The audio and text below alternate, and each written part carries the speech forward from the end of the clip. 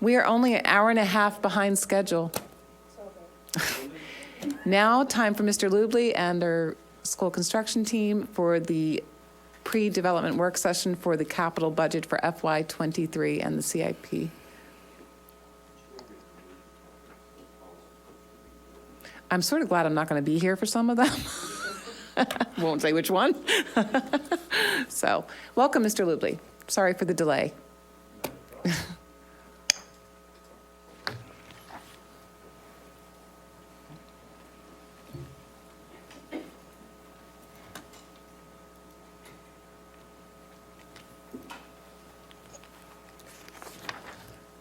There we go. Well, good evening, Chair Cotroneo, Vice Chair Watts, board members, and Dr. Martirano.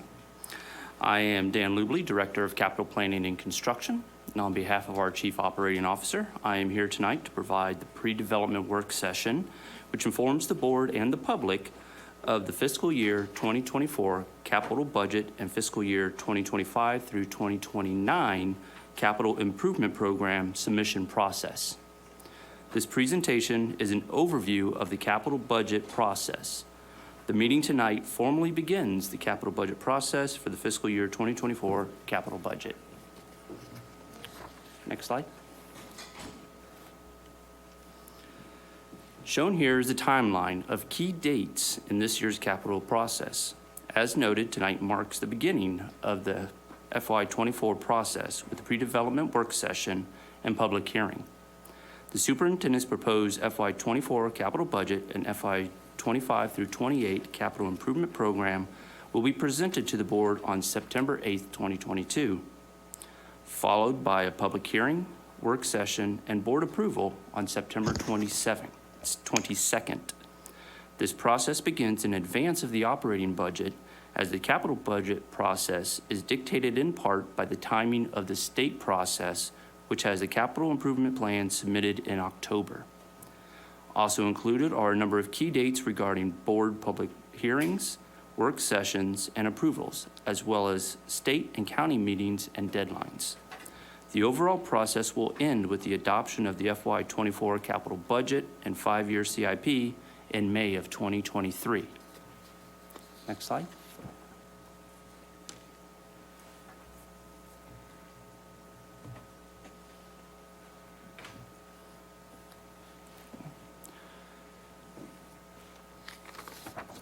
Actually, if you can go back one slide, please. There we go. The capital budget and CIP are linked to and are a continuation of the capital planning process facilitated by the Office of School Planning. Through their work, the Office of School Planning identifies needs of the school system, including regional programs and capacity needs. These needs, along with other physical needs, including those identified in the Comprehensive Maintenance Plan and Deferred Maintenance List, are put together and translated into the capital budget, which is the step forward in funding the capital needs. We can see here multiple criteria that typically go into determining a project to be put forth in the capital budget. These include capacity and program needs noted by the Office of School Planning, but also facility maintenance needs identified by other offices within the Division of Operations, like the age of the facilities, the condition, the curriculum, security, technology needs, as well as financial parameters like funding availability and cost-benefit analysis of continued maintenance versus replacement. The state has completed a statewide facility assessment, or SFA, and has resulted in a condition facility index for each school, or is referenced as an FCI, and has also been taken into account. As the school system is not a revenue generator, we rely on two primary sources of funding through the capital budget: the local county and the state. With the limited funding available, both at the local and state levels, the largest challenge the capital budget faces is finding a way to balance and address each of the school system's growing needs. Next slide. The Howard County Public School System continues to grow year after year in increasing enrollment, programmatic needs, spatial requirements, and facility maintenance. With funding that is limited while costs continue to rise, The challenge that is presented to the capital budget is how to manage each of these needs and balance the available funding sources. An emphasis has been placed on the challenges between continued enrollment growth and existing facilities that continue to age and require constant and high standard of maintenance. While these need to be continuously discussed, other needs of the school system rise up to be included in the conversation. Our spatial needs for the growing staff and programs is a variable that is increasingly difficult to address. New legislation which requires new or adjusted services often come with requirements of expanded spaces. With regards to the capital budget, local funding is responsible for the funding of the capital budget projects. State funding may be obtained for eligible project at the cost share percentage for eligible construction costs, portion of planning costs, and a portion of fixture, furnishing, and equipment only.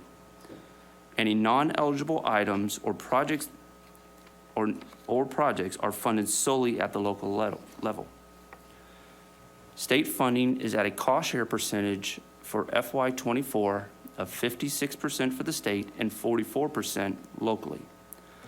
While there are smaller state funding programs like the Aging School Program that do not require a local match, most of the larger standard programs like the CIP funding or Built to Learn Act funding do require that local match. Consequently, when large amounts of funding is being considered for capital projects, there are often insufficient funds remaining for a local match to secure state funding for much needed systemic maintenance projects. With continued growth in our county, each of these present a difficult challenge for several years to come to budget within the funding levels currently available. Next slide.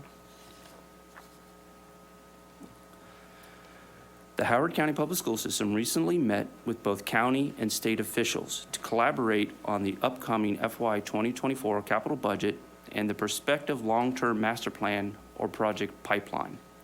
The coordination was intended to assist all levels in planning for the future capital projects within the long-range master plan.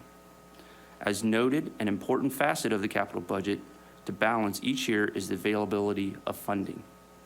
Over the 10-year period of the long-range master plan, many variables can change the needs and available funding. The state anticipates an average of $21.8 million each year over this period, with the county anticipating $52 million. The current available state funding sources for FY24 are the Standard Capital Improvement Program, or CIP, and the Enrollment Growth Relocatable Classrooms, or EGRC, funding both of which combine to equate to that $21.8 million. Also, we have the Built to Learn Act funding, or BTL, and the pass-through grant from the State Bill 291, 2022.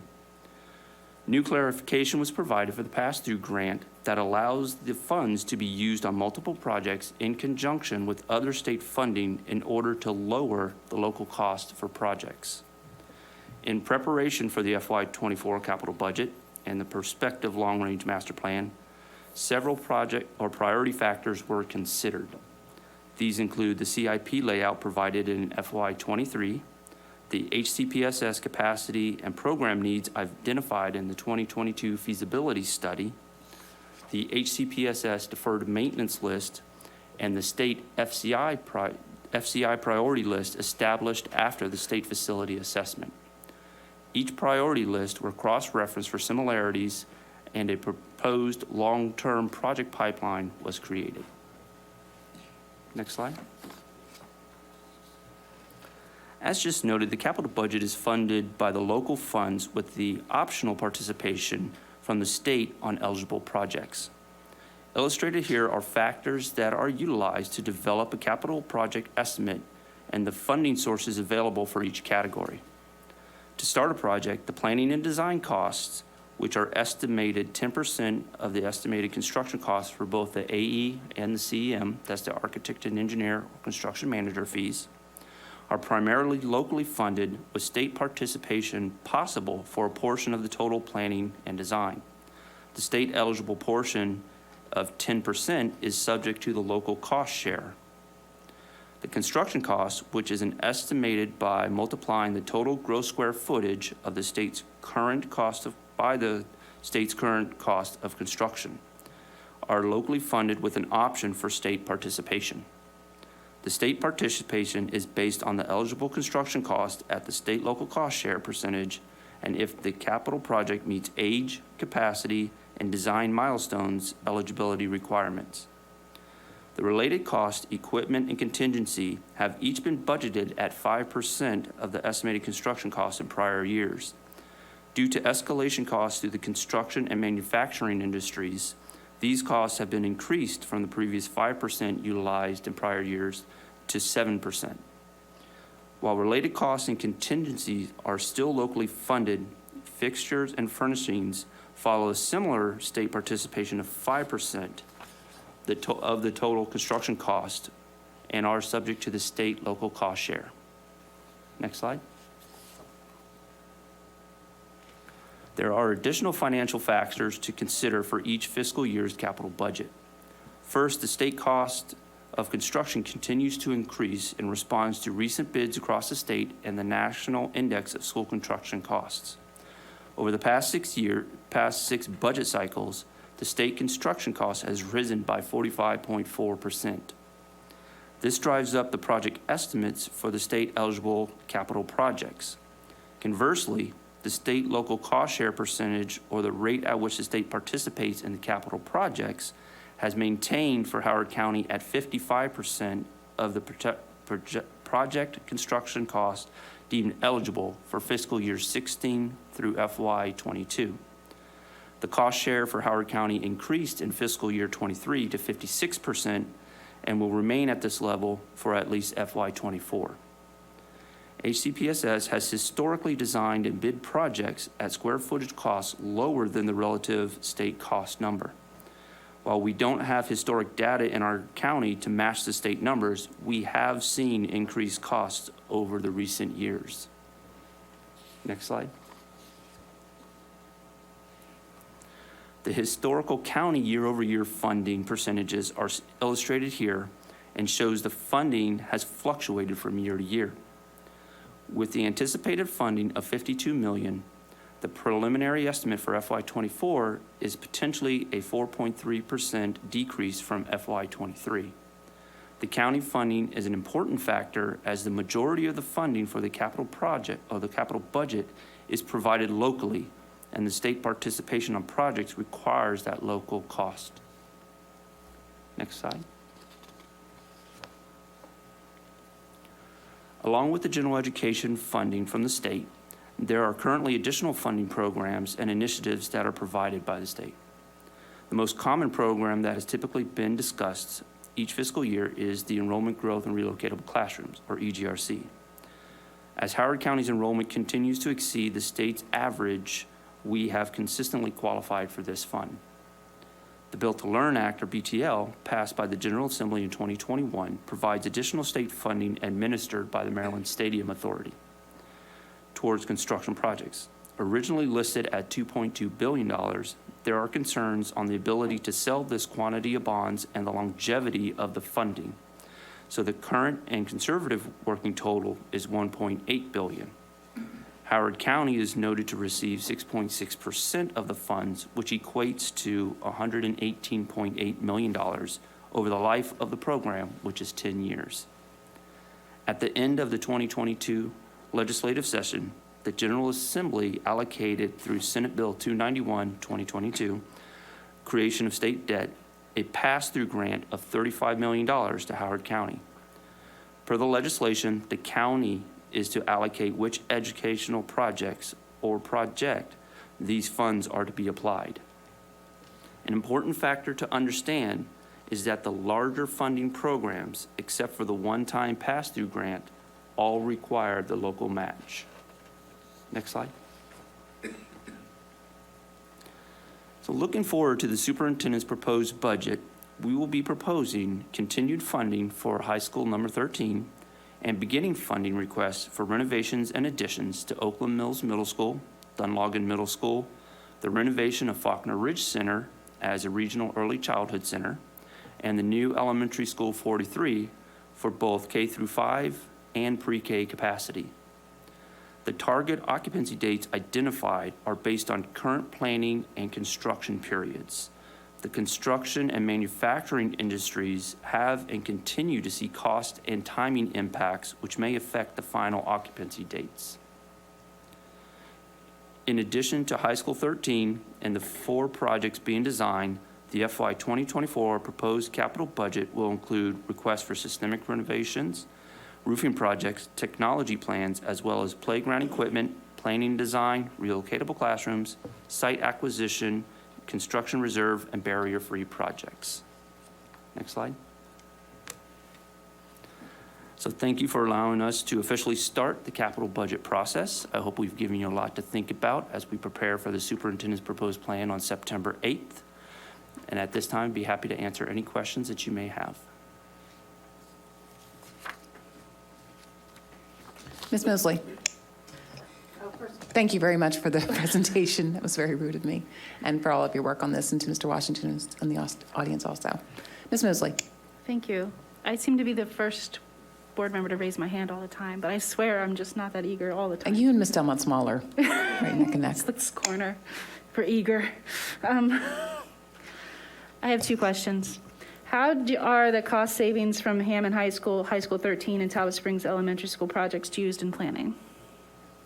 The cost savings at this point let me ask a clarified question. Are you asking, since we saved money, how are we reflecting that in future project budgets? Yeah, how does that work with all of the linkage of funding sources and percentages and all of that? Understood. Yeah. So we do take that into account as we're taking a look at future estimates. However, at this time, the construction and the manufacturing industry, and what I mean by that is it's not just construction, it's everything that goes along with it, like furnishing and equipment. The prices have continued to rise, and we see them still continuing to rise. So while we do take into account, excuse me, the cost savings that we did see on those projects, we are trying to be mindful that we don't want to overstep our bounds on those cost savings and set ourselves up for an issue as we continue to see the costs rise. So you're using it as a buffer to complete those projects? We're utilizing the funding on those projects to continue to complete them. On a couple of the projects, the actual dollar amounts were lowered. So the out years or the continuation of funding, we're not asking for as much. We are still on time and under budget for all 3 projects. So we have, in a way, given back to the county by reducing the total ask for those projects. Gotcha. Mm-hmm.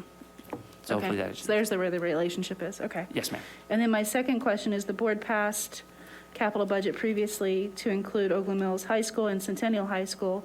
When is the funding for FY? What is the capital budget funding starting for those 2 projects? They weren't on the list. Correct. The list that I showed you tonight was strictly just FY24 to get the process starting. Tonight, we're here to start off the process and give the information of how the process works. What we'll be doing on September 8th is actually laying out the superintendent's complete proposed plan, which will include FY24 and beyond. So even in last year's FY23, those 2 projects weren't identified in FY24. Last year, I believe Oakland Mills High School started in FY26, and Centennial was after that, I believe, in FY28. Okay. So we will address those as we come back with the superintendent's plan on September 8th. Okay, I just didn't want them to fall off the radar. Understood. Thank you. Ms. Mallow? I apologize, I'm going to totally geek out here. When we look at the state's FCI, and in particular, their ratings on or evaluations of the HVAC at some of our facilities, if we put them in rank order, how are we prioritizing our replacement and renovation, particularly of HVAC systems, given that that is right now one of the few mitigation strategies that we do have in place for COVID remediation, given that it still exists, whether it's endemic or not? how are we prioritizing those particular schools for replacement of HVAC, and how much money are we putting towards it? I'll answer the first question first, or I'll try and answer, but kind of sidestep it by not giving an actual number. But I will say that there are multiple funding sources that are going to specifically address that. If the board recalls, part of the ESSER 3 fundings did allow for renovations specifically to the transmission of viruses. So the Office of Building Maintenance has some projects going through the ESSER funds to address that as well. The FCI score through the state facility assessment is a new item that we have in our bank to really be looking at. So in looking at the long-range plan and the project pipeline, we took a look at the several different priority lists that I noted, and one of them was this FCI score.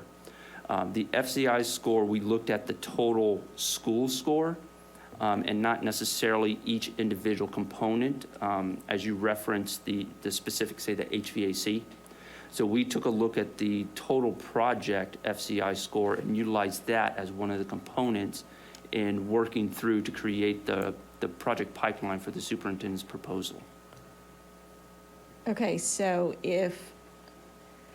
what I hear you saying, and tell me if I'm hearing this wrong, that we didn't elevate HVAC from the FCI scores, but in fact took the overall score, and if it was correspondingly high, then that may have raised it in the priority queue for renovation. Is that correct? Yes, in a way, yes. Again, it was the deferred maintenance, the capacity and program, and the FCI, and we looked at how they, what similarities they had. And as we looked at the different priorities, when we combined it to a single list, we did take a look at, as one of the factors, the FCI and where that was on this list to see if it should be a higher priority or not. And part of that comparison was if it was on the FCI and the deferred maintenance list, then to answer your question, yes, that was a factor that moved that up on the priority. Okay, so I vaguely recall that ESSER 3 funds, that we did not set aside a large portion of ESSER 3 for the systemic renovations. Do we have an order of magnitude of how much we did set aside or are intending to use in that way? I believe, I can check with the building maintenance department, but I believe the ESSER 3 funds being utilized is about $7.6 million. Okay, and was that multiple systemic renovations across multiple schools? And did it include, or was it concentrated in 1 to 2 schools? And did it include HVAC?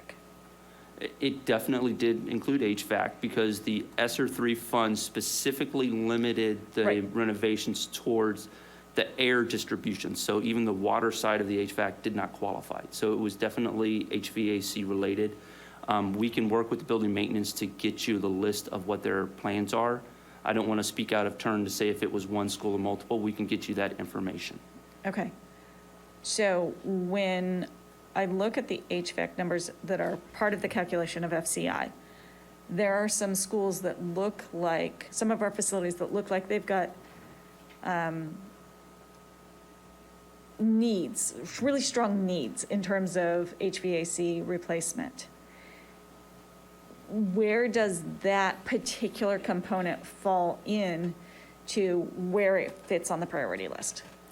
That component falls in the comparison to the deferred maintenance list, because our deferred maintenance list takes a look at several different items, not just a full renovation, but also can suggest a HVAC renovation.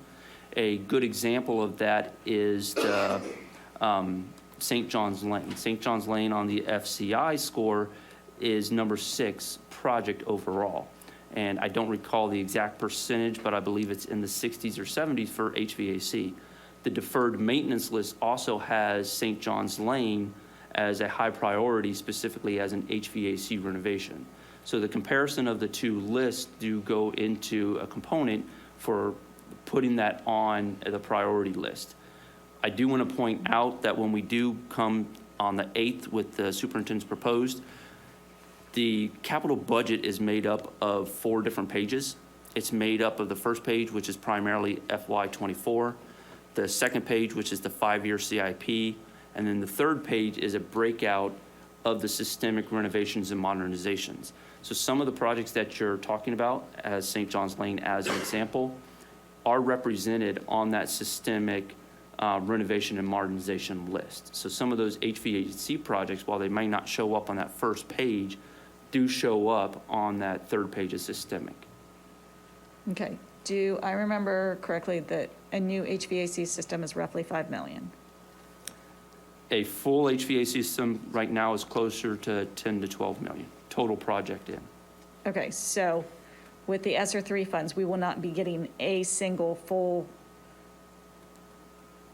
HVAC replacement.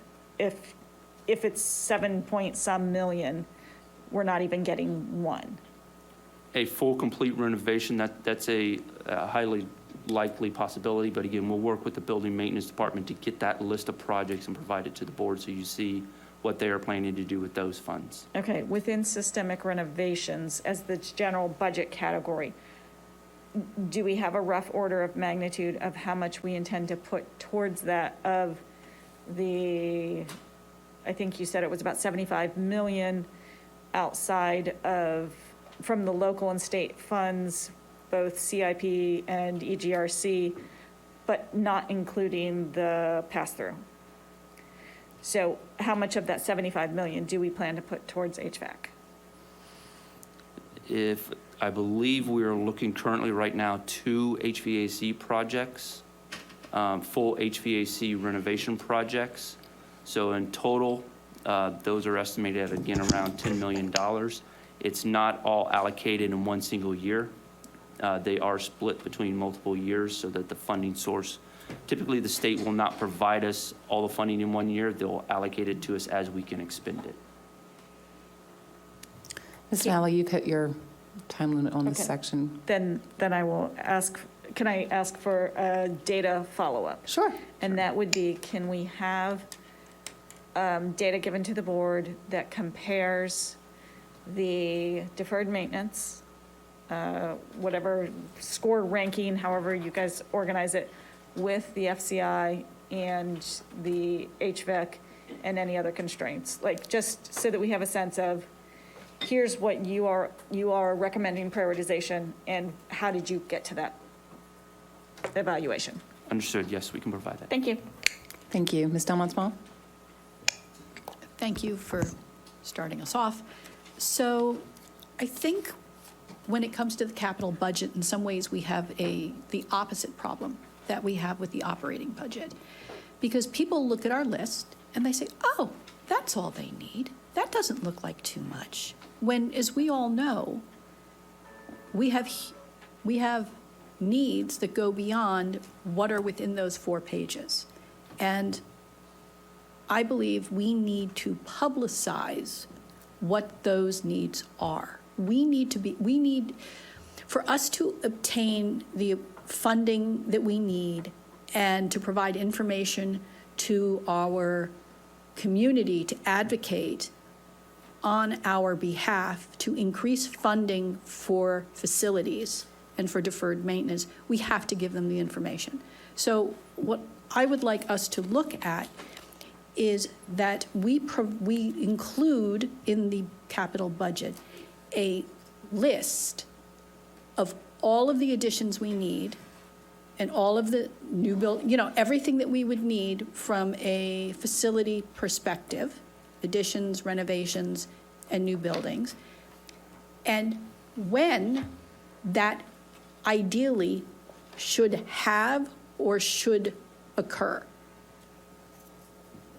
Because as we all know, we have facility needs and we haven't been able to build the facilities for, usually it's money, or that other little issue is not having land as to where we can put the schools.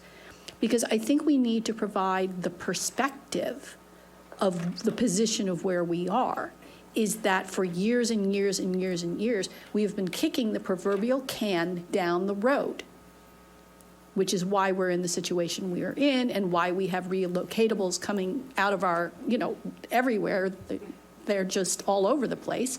And most of us would prefer that our students are in an actual building as opposed to a double wide in order to receive our services.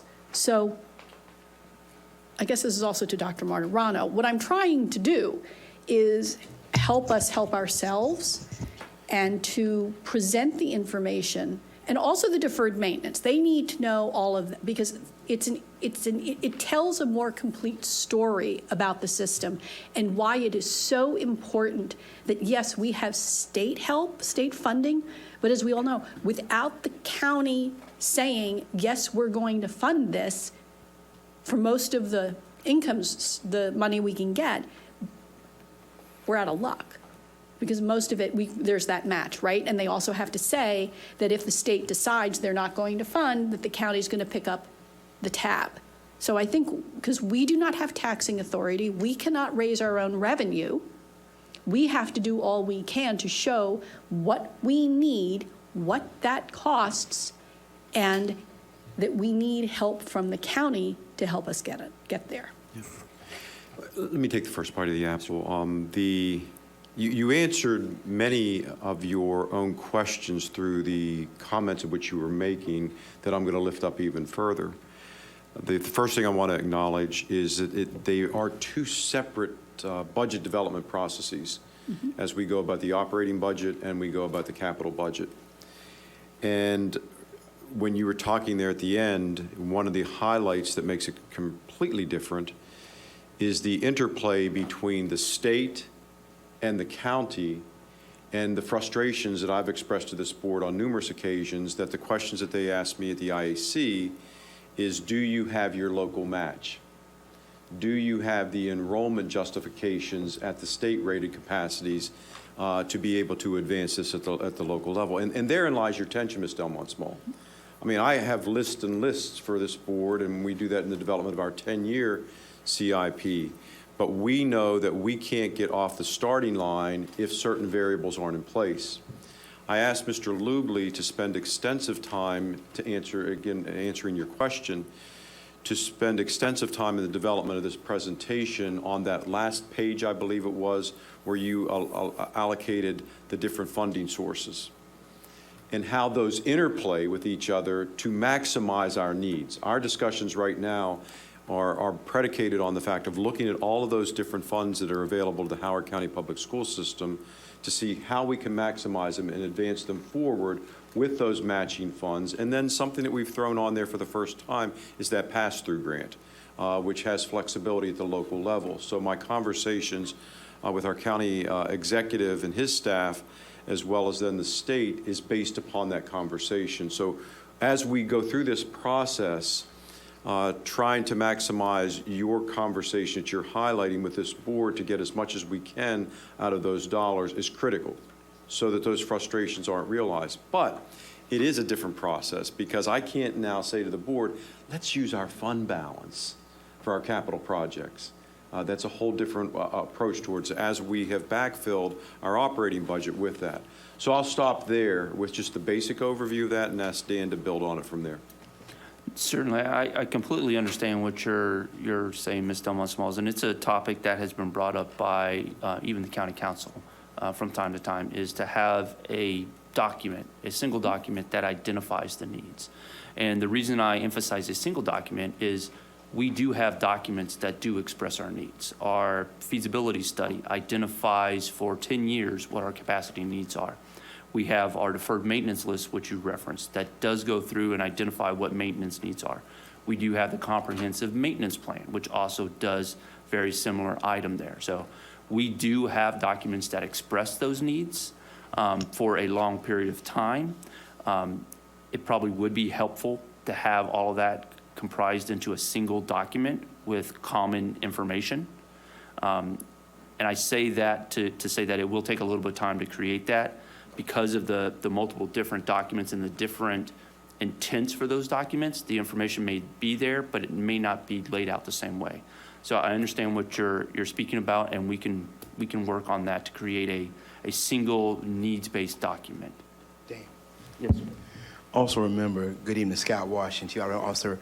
We've in the past, Ms. Delmo Small provided a document like that. I know over the last couple of years, maybe not so much during the COVID era, but I know right before, we went through and actually did a budget that would show, if we showed all of our needs, what it was. And that was really a number that was astronomical, but it showed the needs because everybody just wanted to know what was the actual exposure. So we've shown that in the past, and we still have that on record with the projects that have been deferred and pushed out, what they will cost at that time. Now, of course, now, Mr. Luke, that number is probably more exponentially higher based on what we've seen inflationary-wise, but we do have that information as well. And we showed that just because those kind of questions continue to come up, not just from the board, but from the county council as well, just to show that type of exposure. And everybody saw that number and what it was at that time. And I think at that time, Mr. Luby, it was over $2.2 billion, something to that effect. That's correct. It was at the beginning of 2019, and at the time for deferred maintenance capacity, removing all the relocatables, correct, sir? It was over $2.2 billion, not million, but billion dollars. Correct. And that's at a time when the state's new construction cost was $360 a square foot, and now it is $458 a square foot. So as Mr. Washington is noting, that $2.2 billion will now have exponentially gone up. Well, as we all know, whether or not the money is available, this need still exists, right? ma'am. And that's the issue. And I'd like that number to be lower, but again, the number is what the number is. And I have this wish to create that to have a document like that we can give out and people could say, here it is. Here is the list of what our facility needs were, when it was, you know what I'm saying? We can talk about what it needs to be, because if we don't have that, that data is very Can you telling. finish up? So that, I'm sorry, that, I Going just, over. We okay, could one talk all other night quick about question. Councilwoman Walsh made a statement regarding a reservation letter. Is that something we can do now, or is that something that, I don't know the process, so is that something we can do now regarding the Shepherd Pratt site, or does it have to, do we have to put it in the capital budget first, or does it or can we send the reservation letter and say, hey, we'd like that silly us, instead of you building more houses to produce more students, we'd rather have it for a school? Let me work with staff to give you more guidance on that. That being brought forward tonight by our council member, I want to be able to quickly turn that around. I haven't done the analysis completely in conversation with our staff because I didn't know she was bringing that up tonight.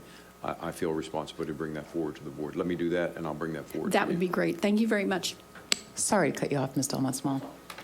You know this is my favorite topic. I could talk all night. But not to over talk my chair, I want to ahead. add one more piece to Yep. what she was saying, Ms. Delmont Small, excuse me. When in doubt, when we have those conversations, what dictates me in terms of leading our system on those conversations about project is talking about the one-year CIP in combination with the 10-year CIP, because we include projects in there that have been vetted, and we can always add more to that list. So that's my starting point as I have conversations with others, because those have already gone through a process of review with the board. I just wanted to say that to close that loop. Thank you. Dr. Wu? So I have a few questions. The first one is the same for the school site, right? And are we able to reserve one? That's one question. Then there is the money associated with that. I think if you have because on September 8th, right, you come to the board, you said there's a need, and that need to be put on CIP, right? Because there's school site purchase, you need the money there, right? Correct. APFO does allow for site reservations and new legislation that I believe Councilmember Walsh put through. Not only is it land, but we can also reserve a portion of a facility. But APFO does require that it is purchased. Sure. So is there a possibility we look at enrollment, so where other locations we may need school site for other school site beyond what we have on our land bank, right? And Yes, sir. I think that will help us look, not maybe, because I think the county's plan for the next 30 years, like 30,000 more people, right? So Right. what does that bring to us? Because the land will be more scarce in the future when we build out, right? So it's better to reserve earlier. Yeah, and I think the point that you really lift up is a reminder that we have a land bank that I don't believe people always understand. And I've asked staff, when we develop our plans to bring forward, that we create a document that has those put on a map so that you see those. And then we can identify, but we do have a land bank. And we need to always think, just because we have a land bank, that we don't just sit there and rest on that. We have to think about the future as well. So thank you for reminding about that. And I think the other problem is that in some situations, right, the location of the land bank is not ideal, right? We build schools where we don't have enough students, or we build a school next to each other.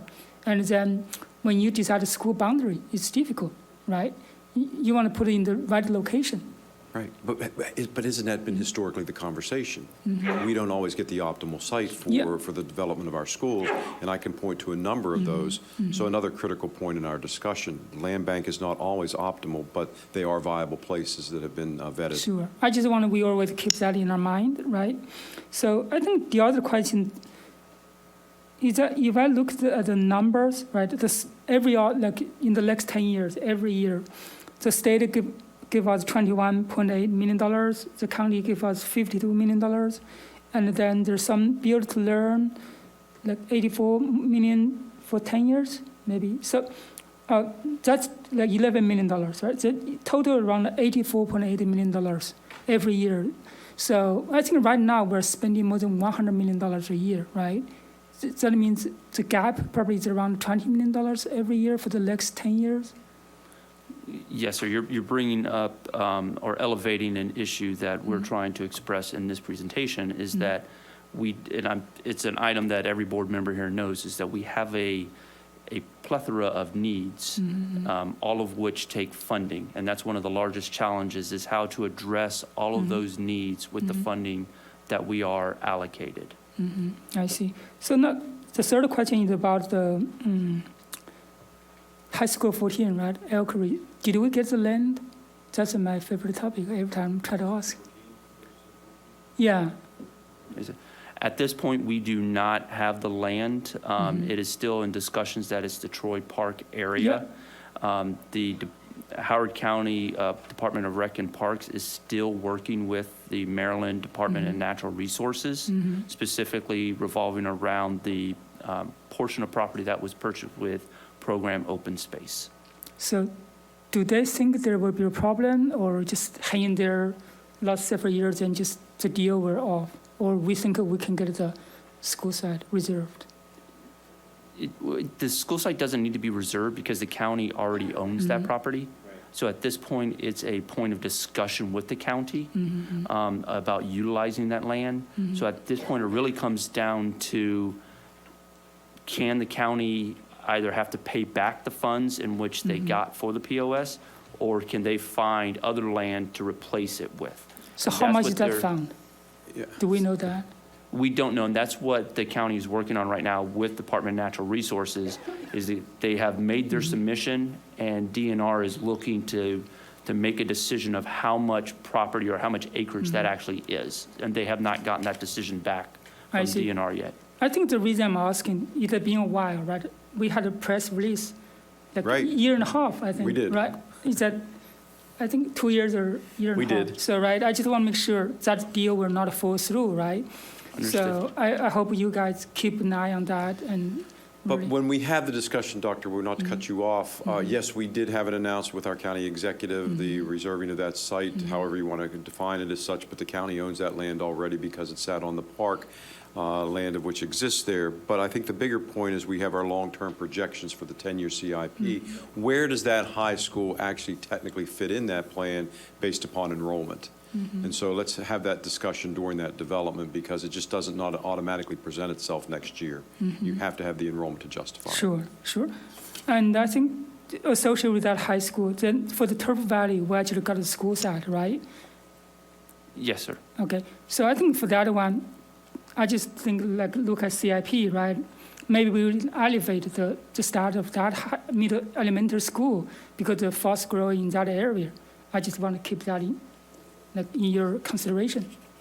Yes, sir. We've taken that into consideration. That was one of those priority lists, that capacity that helped us build the superintendent's proposed plan, which will come to you on the 8th, and then obviously the that is a public hearing and work session for the Board of Education to further your own discussions on your priorities. Sure, thank you. Yes, sir. Dr. Liu?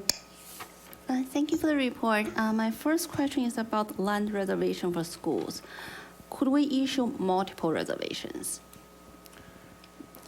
In theory, yes, if we meet the requirements set out through the APFO code. Okay, so the answer is yes, if we meet the requirement.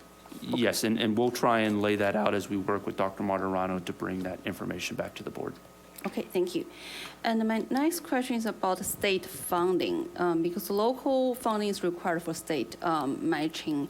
And I saw the formula 56% state, 44% local funding for fiscal year 2024. My question is there a way that we could advocate for higher state shares? Let's say if the ratio is inside, it's not 56 versus 44, it's let's say 2 versus 1. And then with limited local funding, at least we can get more state matching. Well, we can advocate for whatever we want, but that formula, that 56% is set by a wealth index that's set by the state level based upon what we have the capability of providing that local effort. And that has actually gone up, hasn't it, or has been reduced? It went up. It was at 55. 55, and for FY '23 and '24, Yeah. it went up to 56. Yes. So, yeah, I mean, that's something for us to always keep out there, but recognize that those are based upon the local efforts in regards to it. The thing that I would encourage board members to take a look at is unlocking those Build to Learn Act funds without a matching amount from the county. Those have been designated to Howard County based upon the state legislature, and they're just sitting there. I mean, that's an exaggeration. They're not ready to be allocated, but for the symbolic purposes of the conversation. But my frustration, sharing with my other colleagues, is how do we unpack those and still have to have the matching local level? Okay, thank you. In the interest of not having staff hate me, I won't go on and on, because we will have a bigger discussion on the 8th of September once we see the specifics. But clearly, the mitigation or the fees and all that are collected are not enough. I mean, there's not enough money that's being paid to cover construction for schools. You look at the timeline that's there, we don't have any new capacity for years in between when High School 13 opens. And before that, it was years before we had new capacity. We've never had a time frame like this with no new capacity coming on board, and that should concern everyone. And as we go into the next general plan, I encourage my colleagues to be on top of that, because there's a lot in the pipeline potentially for new growth in the county, and keeping up on the school infrastructure side has been nothing short of challenging for us, and I fear for what's coming in the future. And Ms. Delmont Small brought up what we need, all of that time, like it would be today we need it. When you're talking about a timeline, it's today. These renovations needed to happen 5 years ago, 10 years ago. They've been waiting. So it's almost impossible to describe our needs on paper to really make it clear because it's $2.2 billion, and we defer and defer, and then it keeps growing how much it's going to cost, and we're just putting ourselves further in the hole. So I know no one is interested in hearing me pontificate for an hour, so I will stop there. Thank you all for the presentation. I look forward to deeper discussions on September the 8th, and thank you everyone for hanging in there with us tonight. This is probably the latest we've gone in a while, so I'm sorry. Just one quick Ruined my question. record. We have board Can- member reports too on this. Can you have an updated maintenance list? Right? Yes, I because asked for we that. use have right? Can you keep updating that every year, so the board have an understanding what's the obligation there? Yes, we do, and we do have the updated deferred maintenance list from our building maintenance department. I believe that's going to be provided to the Board of Education. Yes, I asked for that in advance of our next meeting. So Thank you. Yes, sir. yeah. Okay, board member reports. Does anyone want to report out? No one wants to add on to the time frame. All right. Good night, everyone. I think the next time the next time we meet, school will be back in. Thank you, Right? board members. Yep. Lots of things accomplished tonight. Yes. I greatly appreciate it. Good night, everyone. Good night. Good night.